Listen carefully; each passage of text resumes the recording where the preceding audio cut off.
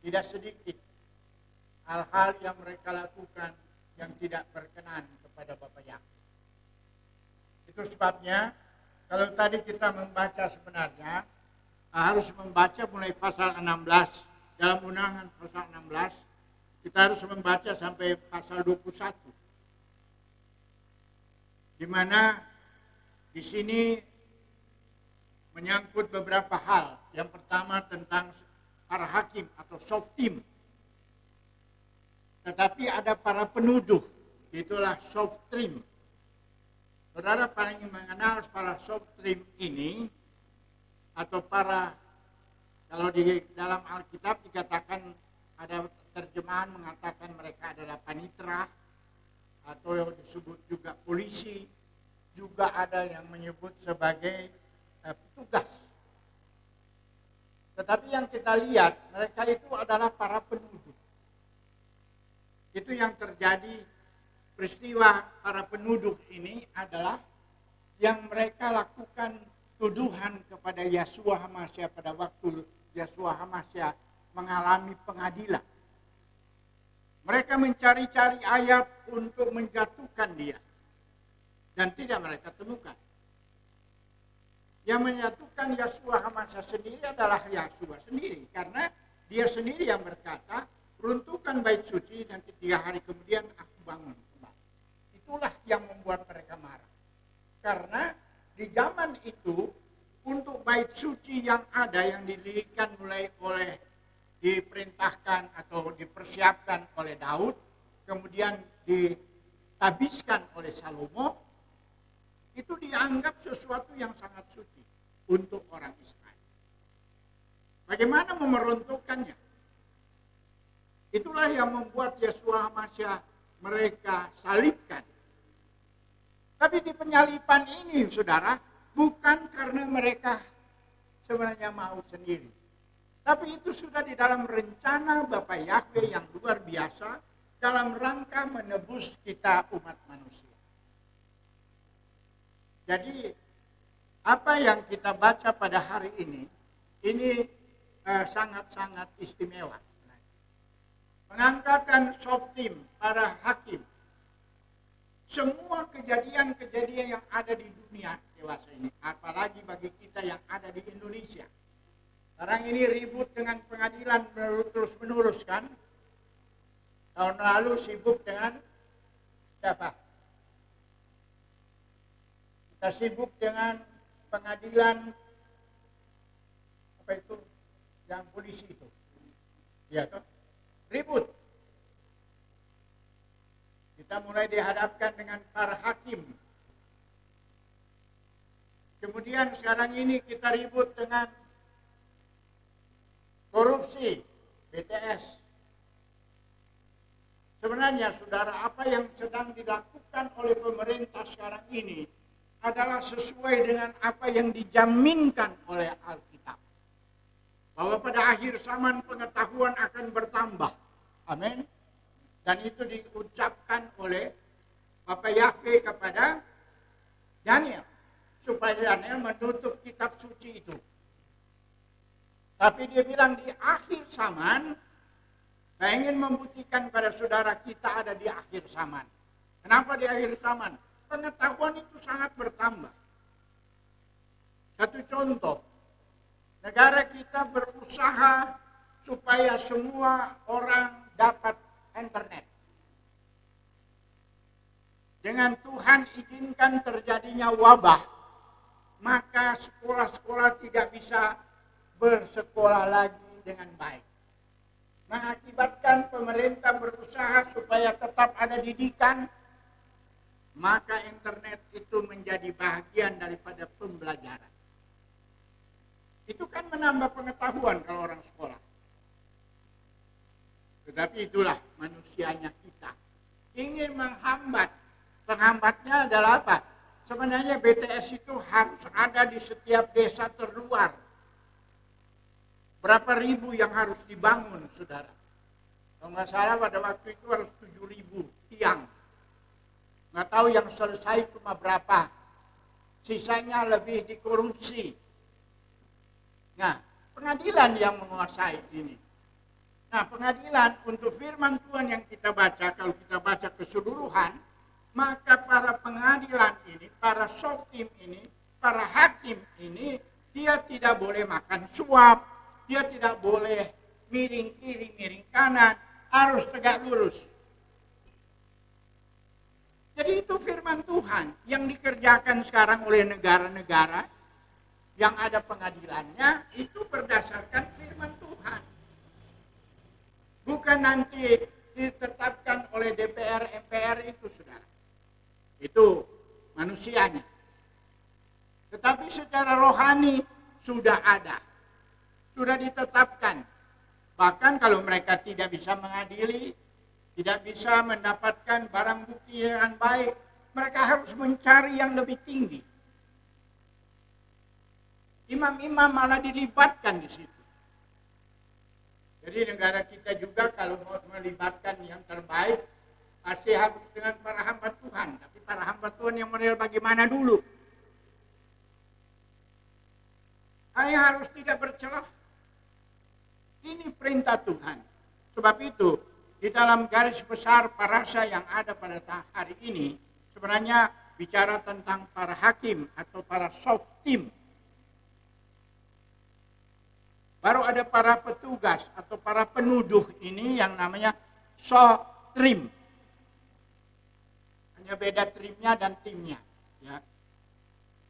Kemudian tentang tidak boleh apa yang menjadi ibadah-ibadah yang terlarang. Karena ditemukan di Israel, saudara, pada waktu saya sekolah di sana, terbukti di Israel pada zaman Yosia, Raja Yosia, terjadi penyembahan yang menyimpang. Di samping mezbah ada mezbah juga berhala. Itu ditemukan, saudara, bukan tidak.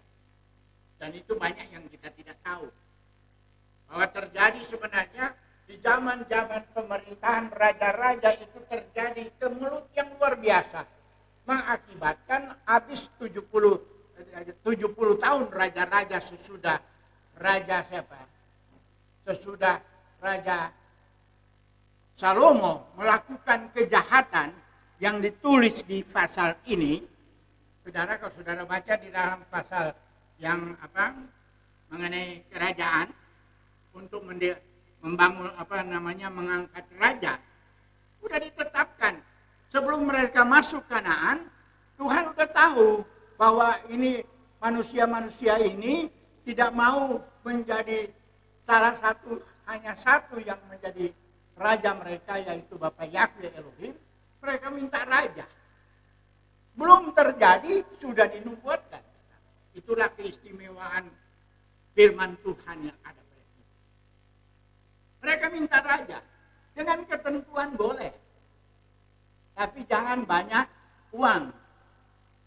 Tidak boleh banyak kuda. Supaya jangan suka perang. Yang teristimewa yang ketiga, tidak boleh banyak istri. Tapi apa yang dilakukan oleh Salomo? Istrinya berapa banyak? Cari sendiri di dalam firman Tuhan, saudara boleh temukan. Bagaimana dosa Salomo? Raja yang terkenal, raja yang diagungkan, tetapi dia itu sudah melanggar firman Tuhan di dalam kalau kita baca dalam firman Tuhan ini, di dalam ayat ke pasal 17 mungkin, mengenai otoritas seorang tentang kerajaan, seorang raja. Itu disebutkan di sini. Sehingga saudaraku, apa yang dilakukan oleh orang Israel menjadi kekejian bagi Bapa Yahweh. Sebelum mereka masuk ke Kanaan. Karena kitab Ulangan, kalau kita baca Ulangan pasal 1, maka situ kita tahu kondisi mereka tanggal 1 bulan 11 di tahun ke-40 mereka keluar dari Mesir. Jadi tinggal 1 bulan Musa mau mati, Musa sudah beritahukan hal ini kepada mereka. Tapi apa yang terjadi? Ya terbukti raja yang ketiga aja sudah menunjukkan ketidakberesannya. Akibatnya negara Israel yang satu utuh itu dibelah menjadi dua. Ya kan? Jadi inilah orang Israel. Banyak orang yang marah kepada orang Israel. Saya termasuk keturunan Israel. Saya dari suku Efraim. Kakek saya tahu betul. Saya umur 10 tahun sudah diajarkan oleh kakek saya untuk Shema Israel, Yahweh Eloheinu, Yahweh. Zaman itu dia menyebut Yahuwah. Jadi memang kerajaan Israel itu kalau kita melihat bagus berdasarkan apa yang dijaminkan oleh Tuhan kepada Abraham. Itu kan janjinya kepada Abraham di dalam Keluaran pasal 12 kita tahu ada 7 berkat yang harus dialami oleh Abraham. Satu-satunya adalah yang terakhir, dia akan menjadi berkat bagi segala bangsa. Inilah bagian yang kita peroleh sekarang. Karena ada janji Tuhan kepada Abraham. Bukan hanya untukmu anak cucunya, saudara. Sebenarnya kan kalau kita yang ada sekarang, kita nggak ada hak untuk menjadi hamba Tuhan. Kenapa tidak berhak? Karena menurut Torah, yang menjadi hamba Tuhan, yang menjadi imam, yang mempersembahkan korban persembahan, hanya orang-orang Lewi dan keturunan Harun. Dan itu Harun adalah keturunan Lewi, kan? Anak Lewi. Kita nggak boleh sebenarnya. Beberapa hari yang lalu saya didatangi seorang hamba Tuhan, seorang guru. Ya, seorang guru dari Sekolah Tinggi Teologi. Dia mau ambil S2. Dia ST Apolos di Manado. Dia minta arahan dari saya untuk bagaimana mau ambil itu. Karena dia tahu saya adalah seorang dosen. Saya memberikan keterangan padanya semua. Dan dalam percakapan kami, saya coba singgung. Kamu jadi hamba Tuhan, di mana ayatnya? Ya, karena firman Tuhan dia bilang, pergilah jadikan sekalian bangsa itu muridku. Anda memuridkan? Ya, Anda karena Anda adalah seorang guru, seorang dosen, ya saudara memuridkan, benar, tidak salah. Tapi apakah itu untuk Tuhan atau untuk diri sendiri atau untuk organisasimu? Kan pergilah jadikan sekalian bangsa itu muridku. Tuhan tidak suruh Anda, pergilah jadikan sekalian bangsa itu anggota gereja. Ada begitu? Kan nggak ada. Ini yang terjadi. Kita jadi hamba Tuhan. Sekarang seorang hamba Tuhan datang, adik saya datang dari Jakarta, seorang hamba Tuhan. Mau masuk sini, kalau dia nggak bawa surat dari pengurus daerahnya, untuk pengurus daerah di sini dia nggak boleh masuk ke gereja-gerejanya. Apalagi kita yang tidak sama-sama anggota gereja.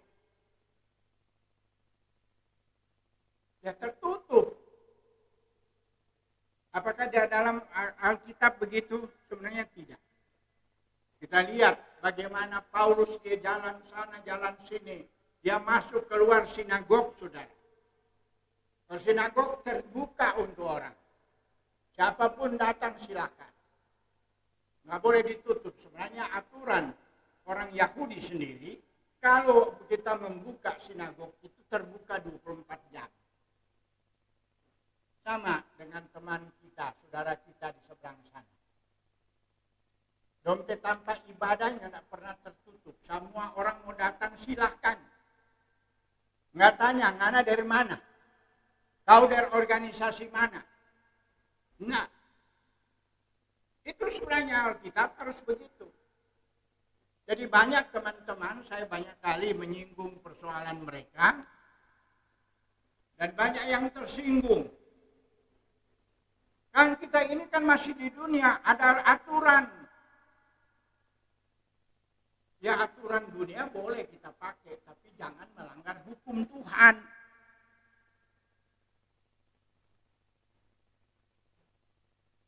Beberapa hari yang lalu saya bertemu dengan beberapa hamba Tuhan dan mereka bertanya, Pak Niko sekarang melayani di mana? Saya katakan saya melayani di rumah. Maksudnya gereja. Saya nggak ada gereja, saya kehilat. Namanya aja udah berbeda, saya pakai kehilat. Apa itu kehilat?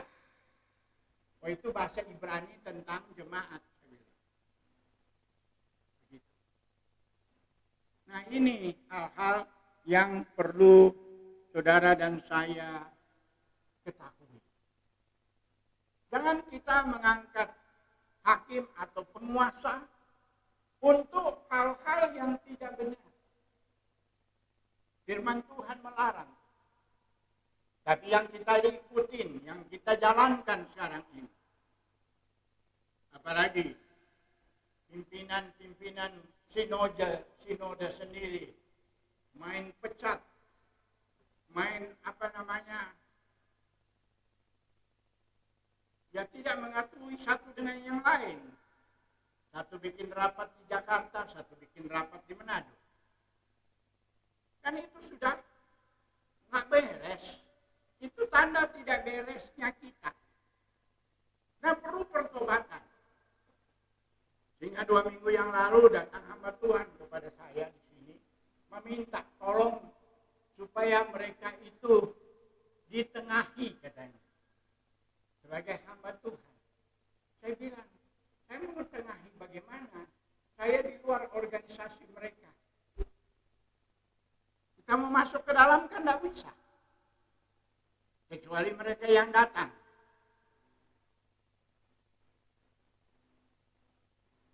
Tapi nggak ada yang datang. Nggak ada yang mau.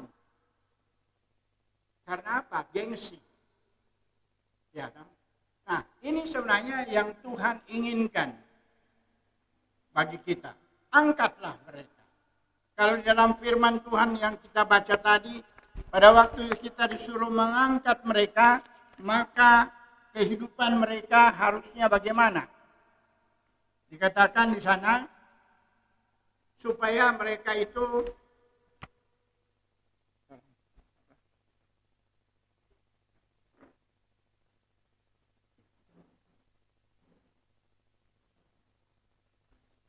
di dalam firman Tuhan yang tadi kita baca bersama ini, ya, mana?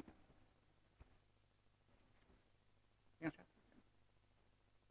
Yang satu yang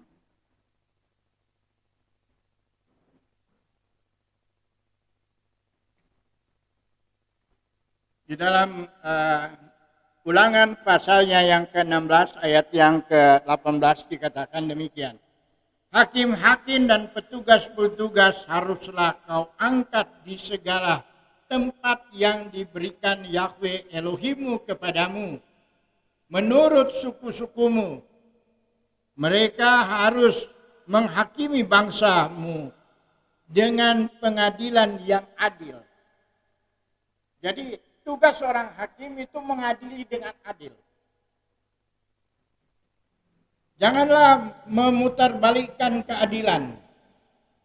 Janganlah memandang buluh atau janganlah menerima suap. Sebab suap membuat buta mata orang-orang bijaksana dan memutarbalikkan perkataan orang-orang yang benar. Itu suap. Ini penyakit yang ada pada kita sekarang. Kita berdoa supaya para pemimpin-pemimpin kita tidak terima suap. Apalagi saudara yang kekasih, kita kan sudah mau pemilu ini. Harusnya pemerintah membuat aturan lebih ketat. Kalau yang menerima suap langsung ditembak mati itu lebih bagus kalau buat saya. Artinya nggak ada. Kita harus kembali kepada Torah. Kejahatan makin meningkat. Sebab itu Kalau kejahatan yang meningkat di sini, apa dikatakan dalam pembacaan kita? Orang yang kedapatan melakukan kesalahan, dia dibawa di pintu gerbang, dan kemudian ada 3 saksi. Bayangkan, di Alkitab aja masih harus pakai saksi, bukan asal main mengadili. Kalau ada 3 saksi, nggak boleh cuma 1. Ini aturan. Ini aturan Alkitab dari sono ke sini. Dan itu juga hukum kita demikian. Ya. Dan di sini masih ada tambahan. Orang yang menemukan kesalahan yang menjadi saksi yang pertama, itulah yang melontari orang itu dengan batu.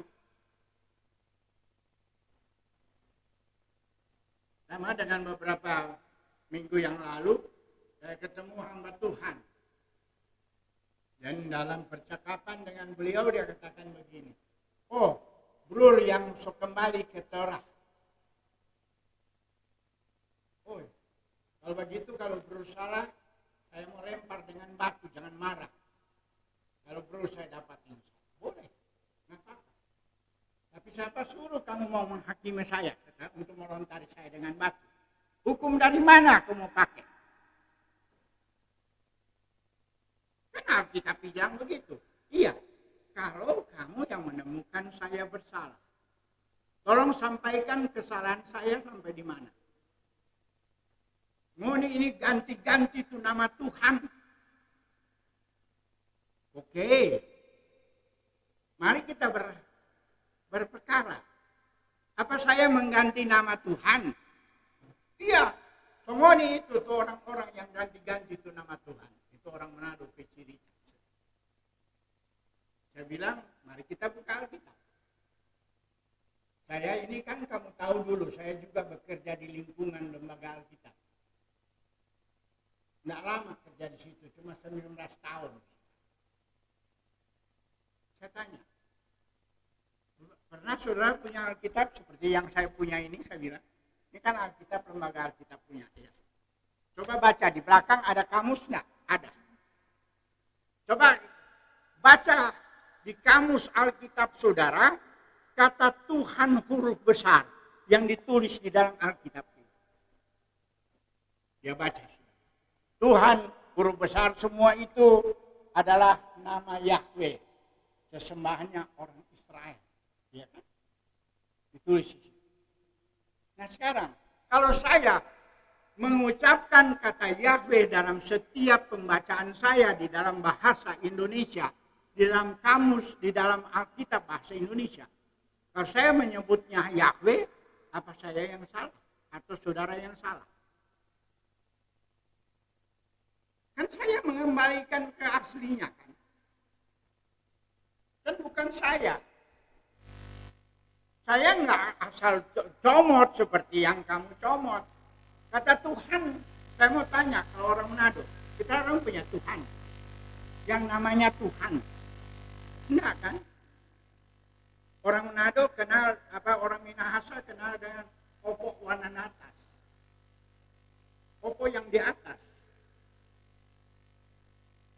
Orang yang tertinggi. Saya tanya kepada orang Papua. Kemarin dia datang.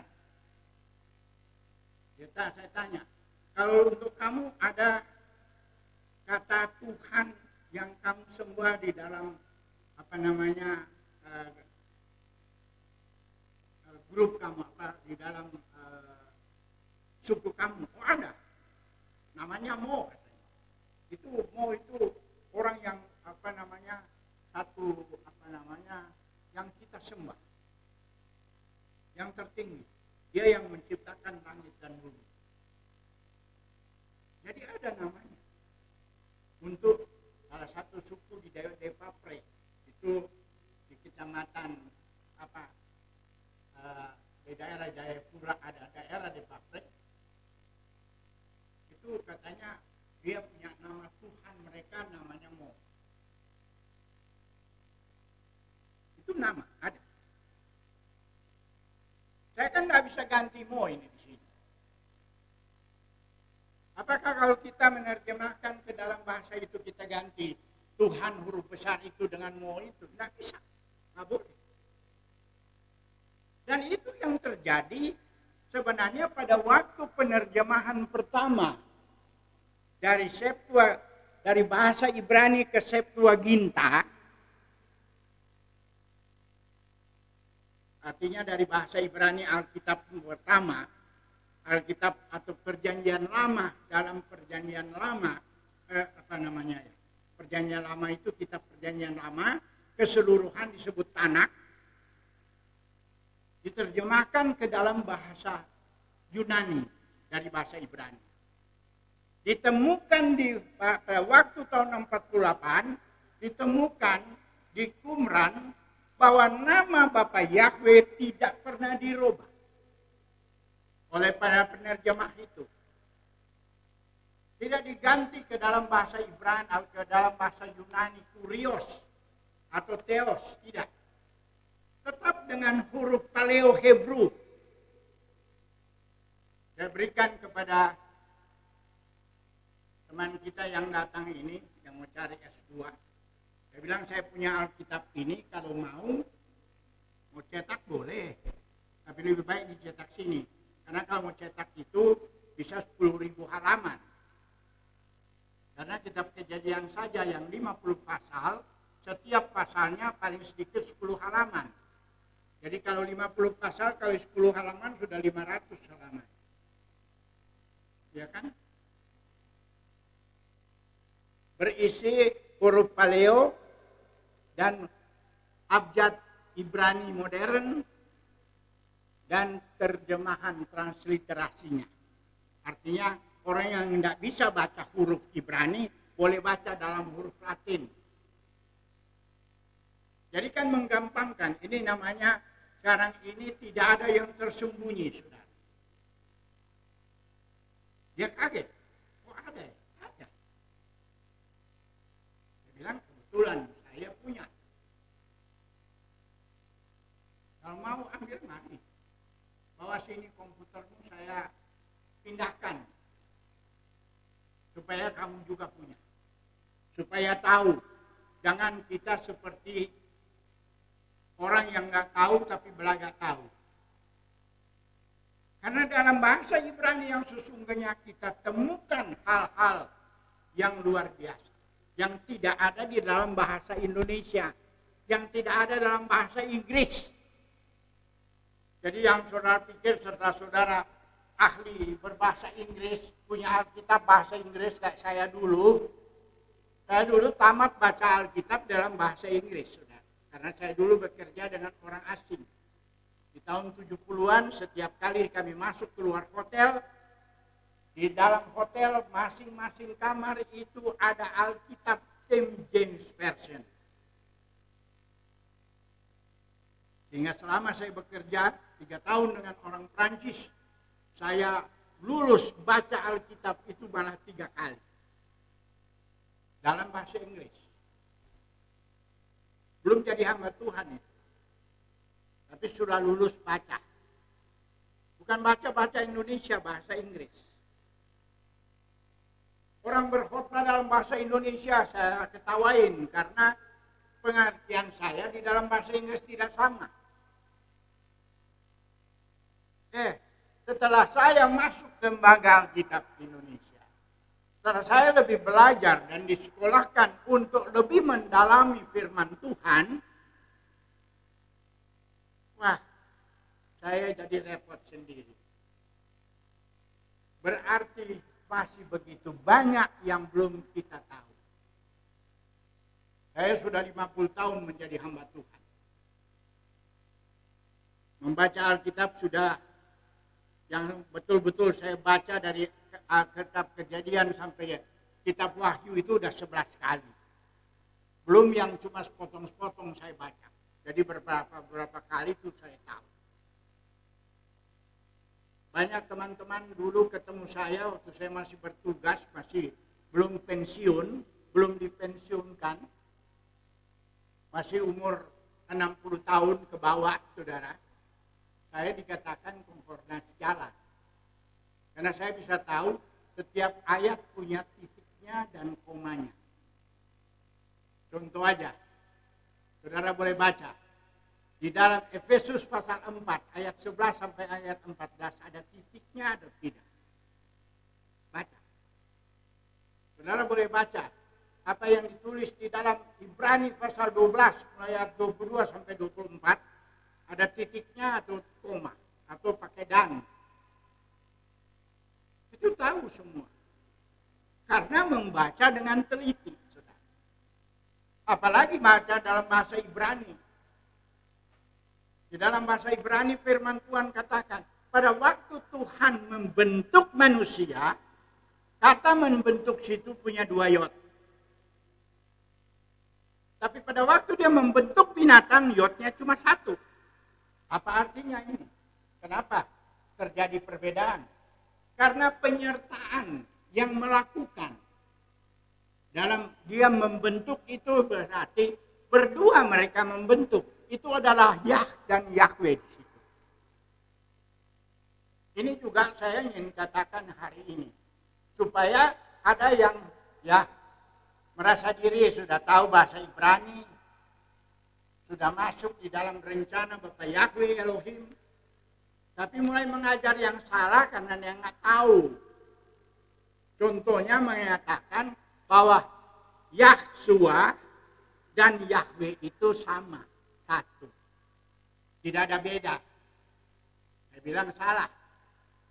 Menurut bahasa Ibraninya, dalam bahasa Paleo Hebrew, mereka tetap terpisah. 2 oknum.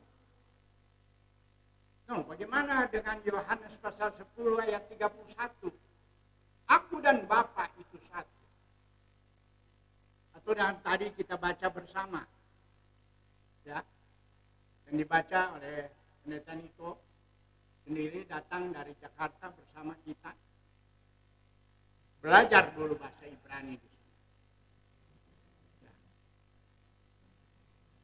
Di dalam Yohanes tadi kan dibaca bahwa apa yang dia lakukan, apa yang Filipus kan bertanya, tunjukkan kepada kami Bapa itu. Filipus, kalau orang Manado bilang anak solama dengan kita, kung anaknya tidak mengerti. Kamu anak solia apa kita, sama dengan anak solia tapi Bapak. Ya kan? Itu kan tadi yang pembacaan kita tadi. Bila mana engkau sudah lihat itu sama. Tapi bukan dia sama-sama 1, tidak. Artinya, apa yang ada karena apa yang dia katakan itu dari Bapa. Bukan dari dirinya sendiri. Sama satu contoh. Pada waktu kita menikahkan 2 mempelai, 2 menjadi 1. Kamu mulai hari ini bukan lagi 2, tetapi telah menjadi 1. Apa mereka nempel terus? Kan enggak. Ya kan? Tetap punya pribadi, yang laki, yang perempuan, ya perempuan. Menurut kodratnya masing-masing. Tetapi mereka disebut 1. Itulah ehad, bukan yahid. Itulah perbedaan bahasa Ibrani harus kita tahu. Banyak hal yang kita perlu tahu dan perlu diungkapkan hari-hari ini. Satu contoh, orang minum perjamuan kudus. Tapi dia bukan minum anggur biasa. Karena kata anggur di dalam bahasa Ibrani ada 2. Ada yayin dan ada perihagafen. Ada lagi penipuan yang dijual di toko. Oh, anggur kana. Oh, ini anggur perjamuan. Itu perjamuan kawin, bukan perjamuan kudus. Perjamuan kawin kan orang mabuk-mabuk. Bukan itu yang dia minum. Perjamuan kudus harus minum anggur yang tidak berfermentasi. Karena lagunya Borei Peri Hagafen. Ya. Kan pada waktu Tuhan mengangkat anggur dan mengangkat cawan itu kan dia berdoa. Dia mengangkat untuk berdoa. Bukan berdoa Bapa kami di sorga, kuduskan apa yang ada di tanganku, bukan. Tapi dia lagukan lagu untuk Satu contoh, untuk roti itu tidak sembarangan. Kan lagunya ada. Hamot silehem min haaretz. Artinya, roti tidak beragi yang engkau berikan untuk kami. Jadi jangan sembarangan makan roti. Roti ada beragi dimakan dari perjamuan kudus. Itu untuk orang Nasrani nggak boleh begitu. Kalau yang lain yang bikin aturan sendiri karena nggak tahu ya bikin aja, nggak apa-apa. Tapi kalau sudah tahu jangan berani melanggar. Kalau kami melakukan hal yang salah, kami mendapat hukuman. Saudara yang tidak tahu dari dulu, cuma sekarang kalau saya sudah beritahu, saudara tidak mau tahu, itu urusan saudara nanti dengan Bapak. Ya, saya memberitahu hal-hal yang benar. Apa yang terjadi pada umat Israel. Itu yang kita lakukan. Sebab itu, di dalam mengangkat soft team dan soft trim itu tidak sembarangan. Dan di sini dia tunjukkan apa kalau dalam bahasa dalam firman Tuhan tadi dia bilang hakim-hakim dan petugas-petugas haruslah engkau angkat. Ini dalam bahasa Indonesianya haruslah engkau angkat. Ada pengangkatan. Seorang yang diangkat jadi pegawai, itu kan dengan surat pengangkatan. Dengan jabatannya. Tidak sembarangan. Itu juga menjadi seorang hamba Tuhan. Saya ingin katakan, banyak hamba Tuhan. Tetapi kalau dia menghadap Tuhan, kalau menurut Torah, harus bawa perkukupan emas kan. Masing-masing kan. Kalau kita baca seorang imam membawa perukupan emas. Orang tanya sama saya kemarin, ada kamu pada waktu dilantik jadi hamba Tuhan ada perukupan emas? Saya bilang naik ke atas, mari kita sama-sama lihat. Ada atau tidak? Saya tunjukkan, ada.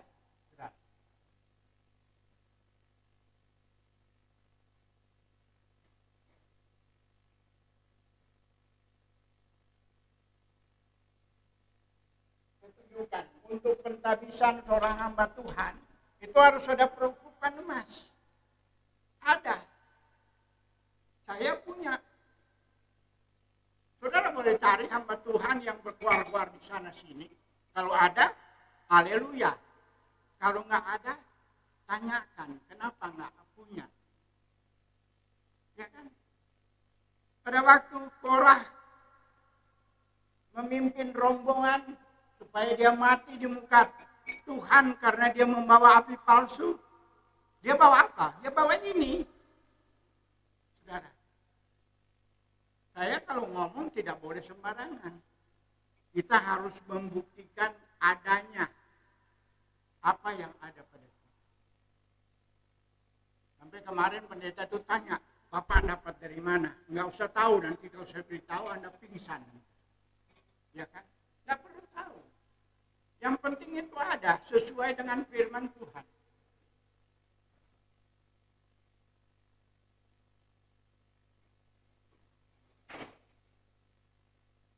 Ada banyak hal yang perlu kita ketahui.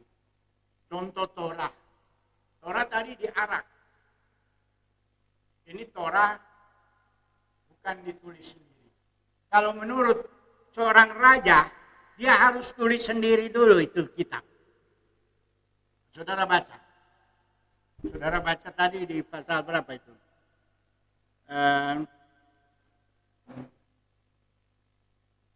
Pokoknya kalau saudara baca itu dapat. Bahwa kalau pengangkatan raja, nggak salah. Maka hanyalah raja yang dipilih Yahweh Elohimu yang harus kau angkat atasmu. Dan di tengah-tengah saudara-saudaramu haruslah engkau mengangkat seorang raja atasmu, seorang asing yang bukan saudaramu tidaklah boleh kau angkat atasmu. Hanyalah jangan ia memelihara banyak istri, banyak kuda, dan mengembalikan bangsa banyak kuda, dan jangan ia mengembalikan bangsa ini ke Mesir untuk mendapat banyak kuda. Sebab Yahweh telah berfirman kepadamu, janganlah sekali-kali kamu kembali melalui jalan itu lagi. Jangan juga ia mempunyai banyak istri, supaya hatinya jangan menyimpang. Emas dan perak pun janganlah ia kumpulkan terlalu banyak. Itu tugas raja. Tapi buktinya Raja Soleman melakukan hal yang salah, ya kan?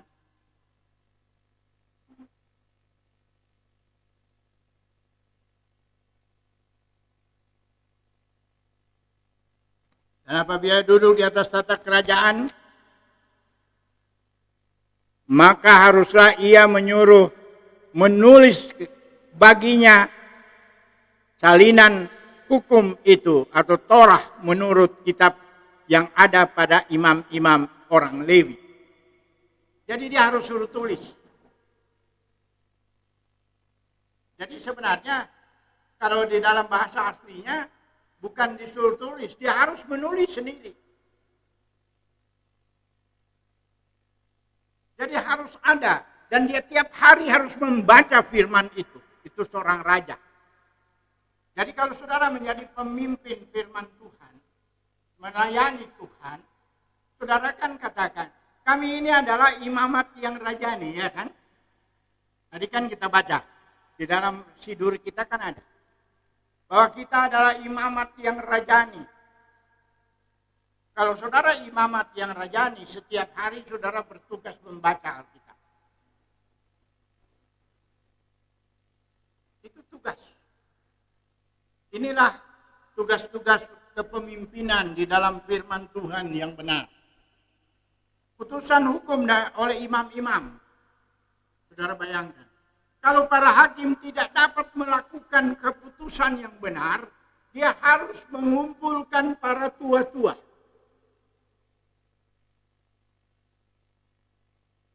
Dan para imam, dia harus adakan, karena para imam itu ahli Torah, ahli hukum. Ya, di sini dikatakan. Ahli Torah itu ahli hukum, karena Torah itu berisi hukum. Itu sebabnya kenapa kita takut dengan bahasa Indonesia. Menyuratnya menjadi Torah, menjadi hukum, karena kita ikut penerjemahan dari bahasa Ibrani ke bahasa Yunani. Torah itu diterjemahkan menjadi nomos. Nomos itu artinya hukum. Kalau Torah artinya pengajaran dan hukum. Kalau Torah itu mengandung hukum, mengandung pengajaran. Kalau nomos itu hanya hukum, bukan mengacu kepada pengajaran. Sebab itu, orang yang ikut akar Ibrani banyak belajar karena dia mendapat pengajaran. Kalau saudara mengikuti orang Yunani, maka ajarannya adalah menghukum orang. Menjas orang, menghakimi orang.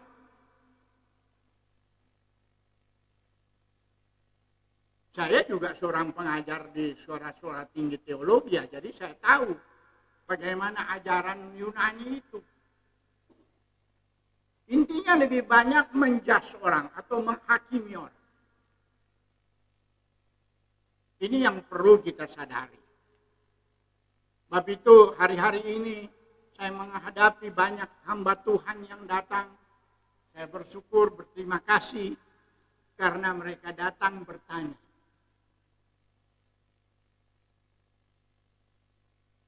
Nggak main-main saudara, mereka datang dari jam 10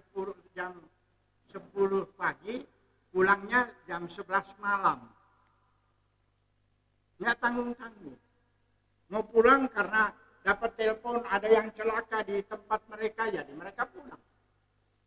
Kalau mungkin nggak ada begitu, masih terus bicara, bisa sampai pagi deh. Saya bersedia. Saudara datang kalau mau bertanya silakan. Kalau saudara ada di jauh sana yang ikut acara kita dengan Zoom, boleh kumpulkan teman-teman untuk kita berdiskusi bersama atau kita belajar bersama. Mari kita duduk beryesifa. Orang Ibrani bilang itu yesifa. Sekolah duduk bersama-sama memecahkan persoalan yang bersama. Itu cara orang Ibrani untuk kita duduk bertanya. Dan ini yang saya lakukan. Bukan saya katakan saya lebih hebat dari saudara, enggak. Tetapi kita harus mengikuti apa yang Tuhan, bagaimana kehidupan kita sebagai orang yang percaya. Di dalam pasal yang parasa ini, keistimewaan para imam dan orang Lewi juga masih disinggung. Ini sudah hari terakhir, hari-hari terakhir mereka masuk ke dalam sudah soal raja yang belum ada, yang belum diangkat, yang belum diminta oleh orang Israel, sudah diberitahukan oleh Musa terdahulu, jauh sebelum mereka mengangkat Raja Daud dan Salomo. Jadi segala sesuatu sudah diarahkan dulu oleh Tuhan. Jadi di dalam Tuhan itu tidak ada yang mustahil. Amin. Sebab itu saudaraku yang kekasih, di dalam ada undang-undang tentang orang bersaksi. 2-3 orang. Saksi harus 2-3 orang, nggak boleh. Saksi cuma 1 terus kita jatuhi hukuman, nggak boleh. Batas-batas kepemilikan itu dibilang, jangan kita batas milik itu terus maunya kita mau ambil tanahnya orang, nggak boleh. Ada ukurannya, ada undang-undangnya. Ya, itu semua Tuhan sudah berikan. Ini memang kalau kitab Keluaran, kitab Ulangan ini banyak kali dikatakan oleh banyak teolog berkata ini adalah hukum kedua. Ini hukumnya Musa. Musa memberitahukan kembali hal-hal yang akan mereka hadapi sebelum mereka masuk tanah Kanaan. Saudara, kita bukan lagi tujuan ke Kanaan. Yang tujuan kita adalah Yerusalem surgawi. Di sana bukan tempat yang kita akan perebutan. Tidak. Kita akan duduki bersama. Bahkan Yeshua HaMashiach memberikan kepada kita keistimewaan. Saudara mau yang istimewa? Berkerajaan dengan dia selama 1000 tahun. Sekarang kan semua musim caleg. Ya kan? Kebetulan ini tahun pencalekan. Sehingga di mana-mana di tiap ujung jalan ada orang jual diri, saya bilang. Dia foto taruh besar-besar supaya orang pilih Pak. Supaya orang kenal. Itu hanya untuk 5 tahun. Mereka berusaha untuk menjalankan.